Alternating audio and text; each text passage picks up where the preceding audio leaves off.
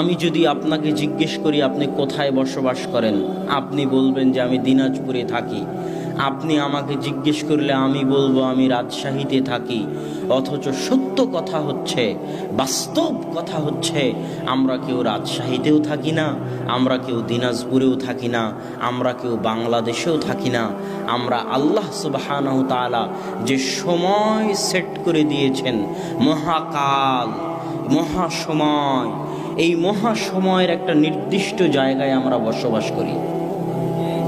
কথা যদি বুঝাতে না পারি তাহলে আমি ব্যর্থ।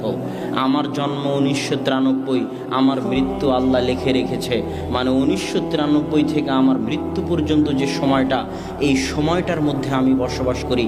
এই সময়টার মধ্যে আমি চাইলে সৌদিতেও থাকতে পারি, আমি চাইলে বাংলাদেশেও থাকতে পারি, আমি চাইলে ভারতেও থাকতে পারি, কিন্তু আমার থাকার জায়গা এই সময়। যেই দিন আল্লাহ আমাকে দুনিয়াতে পাঠিয়েছে ওই দিন একটা টাইম মেশিন স্টার্ট হয়ে গেছে। আমার জীবন থেকে প্রত্যেকটা সময়, সেকেন্ড যখন পার হচ্ছে, তখন আমার ওই সময়টা কমতেছে। যেখানে গিয়ে আমার এই টাইম মেশিন থেমে যাবে, সেটা কাছে চলে আসতেছে, নিকটে চলে আসতেছে, অতি নিকটে চলে আসতেছে। পরীক্ষার হলে এসএসসি পরীক্ষা শুরু হবে 3রা ফেব্রুয়ারি। পরীক্ষার হলে 3 ঘন্টার সময় থাকে, 4 ঘন্টার সময় থাকে।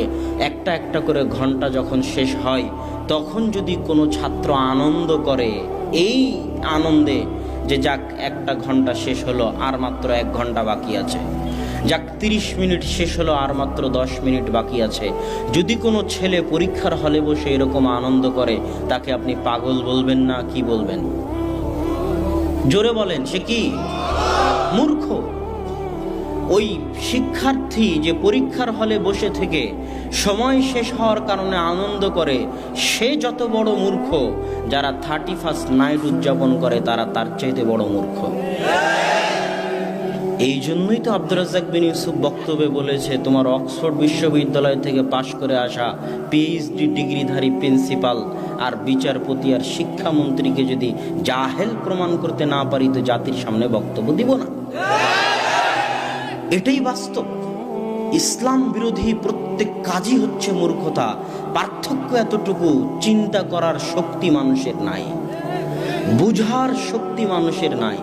সে শিখেছে ঠিকই, কিন্তু আসল জিনিস এখনো শিখেনি, আসল জ্ঞান এখনো অর্জন করেনি।